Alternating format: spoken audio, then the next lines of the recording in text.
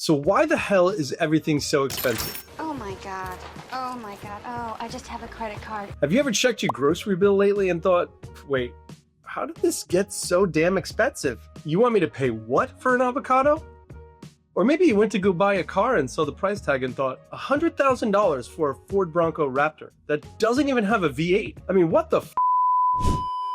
Well, grab a seat, crack open that Sam Adams, and toss the Tsingtao, Molson Golden, and Corona in the bin, because today we're going all in on tariffs. Those hidden taxes on imported goods that politicians pretend aren't being paid out of your pocket. I'm Seth Moran, a former managing director with 20 years of trading experience. I've traded hundreds of billions of dollars in stock, and there's one thing I know. Nothing in markets, money, or trade happens in isolation. So today I'm going to answer 5 critical questions.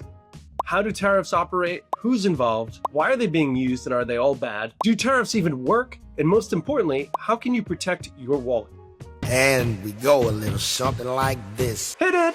So how do tariffs work? All right, well, first, what the hell is a tariff?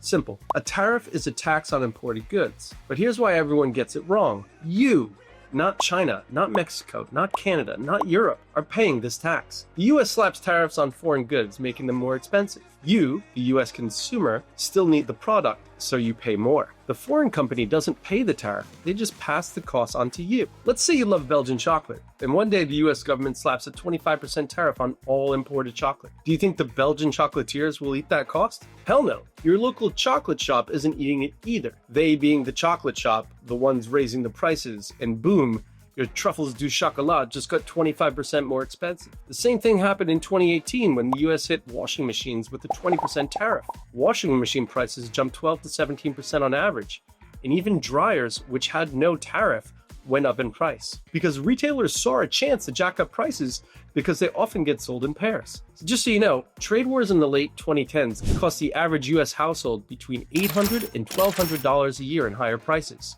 In 2025, new tariff hikes could push that well above $1,200. I mean, that's like basically filling the gas tank on your new $100,000 2025 Ford Bronco Raptor with a V6 21 times. Tariffs equal inflation in disguise. And once prices go up, they rarely come back down. So either you come down or we're going to cut you down. That just becomes the new normal price. That's where they stabilize. So who's involved?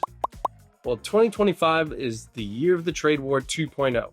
Let's talk about China. The Chinese are not saying "xie right now, are they? 100% tariffs on Chinese electric vehicles by the US, 50% tariffs on solar panels, 25% plus tariffs on semiconductors and batteries. In China, they didn't take it well. They slapped $14 billion in tariffs in retaliation, so farmers, manufacturers, and everyone in between's feeling the heat. And don't forget, we have seen this movie before. What do you mean?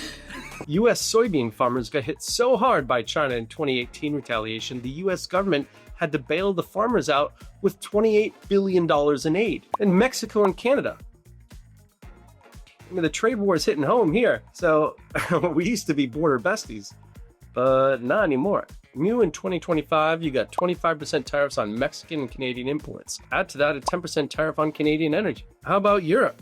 Hello, governor. So with Europe, you get a 25% levy applied to a wide array of EU imports, with a particular focus on steel, aluminum, and automotive manufacturing. In retaliation, the EU has announced countermeasures targeting US goods worth about $28 billion, set to begin next month in April of 2025. These counter tariffs will affect products such as whiskey, motorcycles, and boats. So what happens next? Basically, car prices rise. Many car parts come from Mexico. Housing costs go up. Up to 30% of the lumber used for new homes comes from Canada. The groceries cost more. Mexico could slap retaliatory tariffs on US corn and dairy, and European cars get more expensive. Estimates are that EU tariffs could account for 5 to 15% higher prices for EU-UK imports. And just remember, you are the one paying for all this. Why are tariffs really being used, and are they all bad?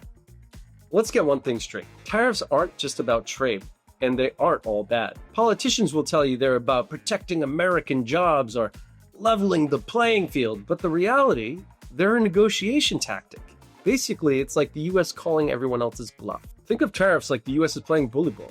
The US slaps tariffs on a country's exports, not necessarily because it wants to shut down imports, but because it wants something else in return to give them what they believe to be more fair trade agreements. So let's break down the why against China, Mexico, Canada, and Europe. So China.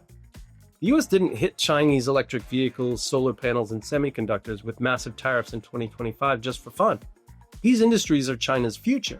If they dominate EVs, batteries, and chips, the US economy and potentially national security is at risk. So the US raises tariffs to slow them down, as well as forcing them to negotiate on things like disrupting production and export of fentanyl into the US, which if you think about it is eerily similar to what the British did to the Chinese in the 19th century. But at that time it was with opium. Just saying. How about stopping blatant intellectual property theft and market access? Did you see China's new helicopter? It looks a lot like an Apache. Or how about the J-20?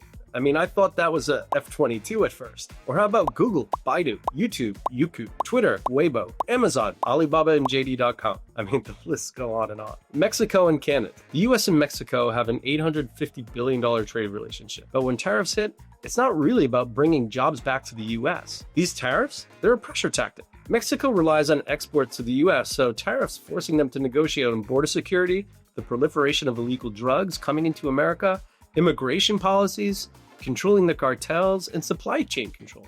The same with Canada. By making energy exports more expensive, the US is playing hardball on trade deals. Also, putting a blocker on illegal immigration from the north, as well as more illegal drug trafficking. Europe. The US has been threatening tariffs on European cars for years. But why now?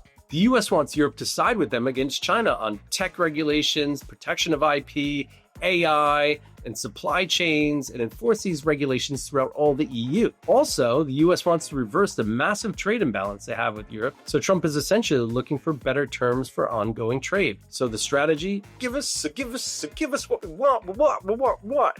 Okay, sorry. So give us what we want, or we'll force Americans to buy less of your European foreign products. So what's the bigger picture? Tariffs aren't just about trade. They're about leverage. They're about forcing political concessions. They're a tool to shift global power in America's favor. And they are really attacks on you, the US consumer. So do tariffs even work? Well, let's look at the short term. Short term, yeah, help some industries by blocking foreign competition, and they can be used as a negotiation weapon, like a NAFTA renegotiation. Long term, well, higher prices equal inflation, equals the Fed potentially could keep interest rates up higher for longer, which means we may not be looking at 325 BIP rate cuts this year. Businesses can shift supply chains, meaning tariffs don't work forever. Also, foreign countries can retaliate, which means trade slows, which means growth slows, which means economies slow, which means a recession can kick in. So that can be the end result if these tariff wars go on for too long. So essentially, tariffs aren't that bad if they're used quickly to get a more balanced negotiation done, but anything over like 3 to 6 months, and we're looking for trouble. So how to protect your wallet? Well, stay informed. Tariffs hit different industries at different times. Watch what's happening so you're not caught off guard. Stash some cash. I would say at least 6 months of cash as the tariffs get implemented and retaliations start coming through. Markets are going to continue to go down and they're going to be volatile and whippy. Make sure you have enough cash to weather the storm. Buy domestic when it makes sense, but don't just assume that US made is always cheaper. Some domestic producers are raising prices too. Hedge your investments. If tariffs keep rising, look at stocks that benefit, like domestic demand-related plays, US steel, some supply chain alternatives. At the end of the day, tariffs aren't just about economic policy. They're political theater that costs you money, but they can be beneficial for some very important things that are very important to the US and its people. So next time you hear a politician say, yeah, we're making other countries pay, just remember that's complete bullshit. It's your grocery bill, it's your gas tank, and it's your bank account footing the bill. And you've already been taxed on your income, and you're already paying a sales tax for these goods. So in the end, it can hit pretty hard, and your wages aren't growing like the price of these things you need to buy are. And that's the problem. Hey, I'm Seth Moran. Thanks for watching, and hit that like and subscribe button. And thank you to the 300 subscribers I already have. The growth is amazing. I'm eternally grateful. Stay smart, stay ahead, keep that cash protected, and remember, kindness is the rent we pay on earth. So do something nice for someone. See you in the next one.